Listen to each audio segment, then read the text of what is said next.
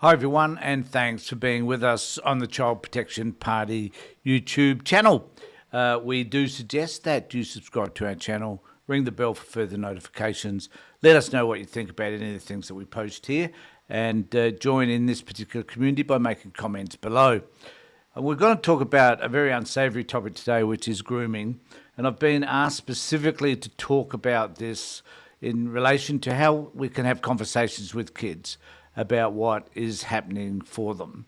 So in order to do so, I'm going to start with a page from the Safety Commission which talks about grooming and what it looks like. And then I'm going to have a conversation with you about what I believe could be the type of conversation that you can have with your kids so that they can inform you when someone is saying something to them that they believe is inappropriate, or at least something that they feel may be harmful to them or they feel uncomfortable over. So we'll go to this page on grooming a child under 18. To sexually abuse or exploit them is illegal, both online and offline. Knowing the signs and what to do can help you keep children safe from harm. And we're going to talk a little bit today about what you might be able to do in terms of how that conversation. Just a few key points here. It's best for young people to connect and mix online only with people who are close friends or family, even though there is a large percentage of people that they may know who also may be grooming them. In situations such as online gaming and using social media, where older children may mix with a wide range of people who they don't know in person, they should avoid connecting with them on other platforms such as private messaging apps. Children often first experience online sexual grooming in late primary school. It can become more common as they get older, especially for girls. Children often don't know when they're being groomed, so it's helpful to teach them about signs that a person online may be unsafe and how to stop others contacting them. So I'm going to start by talking about the fact that you might have a child who spends a lot of time just in front of their computer or on their phone or on their tablet or some other device. And you may think that this is good for them because they play games. It can be educational for them. There could be a whole host of reasons. But this could be your child looking at something and watching something that is causing them to feel somewhat uncomfortable. So what you can do is have this following conversation with them.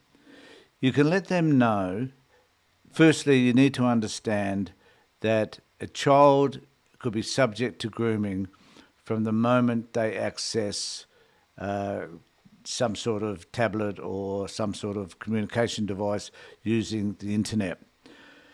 Now, the types of conversations you have will depend on the age of the child. So I'm going to present something to you that I think is quite simplistic, that perhaps any child should be able to understand, but certainly something which you could start to consider. Now, I would say to them this. I want to have a conversation to you about being safe. Now, you know what safe means. Safe means that I am doing something that is going to help you from being hurt, from falling over, from scratching yourself, from other people hurting you. I'm going to do what I can to ensure or make sure that that doesn't happen to you. It's a bit like when we cross the road. So as we're crossing the road, we'll often ask you to look to the right, then look to the left, then look to the right again, because we want to make sure that as you cross the road, you will be safe. That is really important to us, because we don't want you to cross the road and find that you're going to be confronted by somebody who's travelling too fast, who is likely to not notice you, that they might hurt you. So when you're crossing the road, we'll do a number of things. We'll look to the right, look to the left, look to the right again, and often we'll hold your hand, because that's our job. As parents, our job is to protect you so that if you fall over, we can pick you up. So that if a car's coming too fast, we can pull you aside. We're here to protect you as you cross the road. Now, you may notice that just down the road from where we live, there's also a crossing. Now, that crossing is there to also keep you safe. And we tell you that you should cross at the crossing because there are lights at that crossing. And those lights are designed to stop traffic from crossing that crossing when you want to cross the street. Those lights are there because you're safe. Now, when you're on your phone or on a computer, that's the internet, where there's lots of people on that road. And they're whizzing past you, they're having conversations with you, you're playing games with them, you're enjoying their interactivity. But sometimes, like the road, there are people travelling along that road who may want to hurt you. There are people who just don't notice you. And then there are people who actually do notice you and they want to hurt you. And sometimes that hurt isn't, it's about saying things to you, asking things of you that kind of make you feel uncomfortable. Things that you shouldn't be doing, but you do anyway because this person has encouraged you to do it. Because this person has told you that for whatever reason, they're your friend. So if anybody ever tells you that they're your friend and they're asking you to do things that make you feel uncomfortable, they're not your friend. And you need to make sure that when you have those feelings in you, then you come to us and tell Mum and Dad about what's been happening. And we will make sure that that person doesn't have contact with you again and doesn't make you feel unsafe.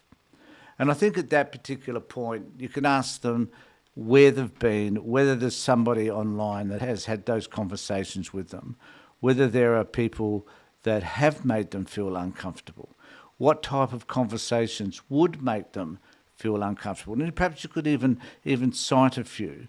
And you could be really, depending on the age, you can be really upfront about that. And then, if, for example, and this is a really uncomfortable subject, I know, but if someone asks you to take your clothes off, would you do that? And then if they say, no, I wouldn't do that, has anybody ever asked you to do that? And so you can have some really uncomfortable conversations with the kids, but it's important for them to know that the examples that you're raising are real examples that do happen to kids and that those children can be harmed. Another one is, have you ever had someone ask you to meet you somewhere and ask you to keep it a secret from your parents? And then you could ask the child, why is it that you think that someone would want to keep something a secret from us? What is it that they're hiding that they know we would disagree with? So these are the types of conversations that you can have with your children. So I just wanted to highlight just one other aspect of this. There is a statistic here which I thought was really interesting, which is this one, online sexual solicitation by an adult.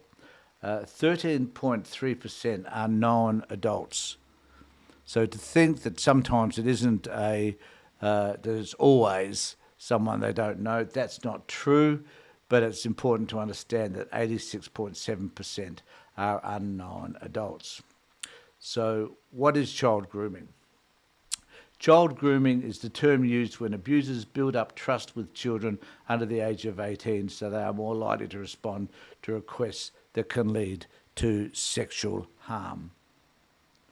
Abusers usually want to persuade children into talking about sex, sending sexual images or videos, or getting sexual on a live chat or video call.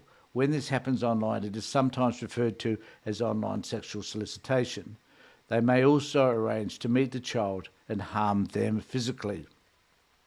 The Australian Child Maltreatment Study shows that abusers are more likely to ask children to talk about sex or send sexual images as they get older. However, children aged 10 and sometimes younger are often targeted. So it's important to talk about online safety with children early and continue the conversation as they get older. And that last point, I think, is really important. The conversation with children should not stop just because you've had one conversation. But you need to be aware it shouldn't be badgering either, asking kids all the time what they're doing online. It's also about ensuring that the internet that you're providing for them in the home is safe, and so that you have some sort of nanny system that looks and makes sure that they're not accessing material that they shouldn't be accessing. I know of one particular case whereby a woman was convinced they'd put all the systems in place that they needed to ensure that the internet was safe from their daughter. And even then, the groomer was able to break through that system and have conversations with the daughter, and she was put at risk as a result of that. So we need to be really careful.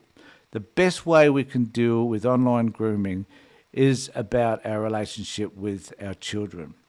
Now, I need to say this as well. If we have a harsh relationship with our kids, that is, if we're behaving in ways as parents, which is about total control, and if we're abusive of our children in any way, or abusive of our partner in any way, if any parent has developed a mistrust with their children, it is unlikely that their child will tell them about any grooming activity they encounter. It is unlikely. So, what I'm saying to you as a parent, if you, and I'm sure all parents love their kids, so I shouldn't say that, but if you want to ensure that your child is safe, you need to ensure that firstly your home is safe, that your relationship is perceived as a safe relationship for your children, because if neither of those things are true, the kids will look elsewhere for security, for a friend, for someone they can talk to, for some place in which they believe they will feel safe. If it's not in the home, they will probably find that elsewhere. So the failure to be able to control what happens to children rests with the parents, and they must endeavour to create that safe environment for the child, and therefore be able to have the conversations that I've just talked about. I hope that's helpful to you. I'd like to think that you could subscribe to our channel, ring the bell for further notifications, have a conversation about your experiences in relation to this subject, and let us know what you think. In the meantime, take care, look after yourselves, and keep everybody that you love safe. Children's lives are important, and we at the Child Protection Party want the best outcome for all children.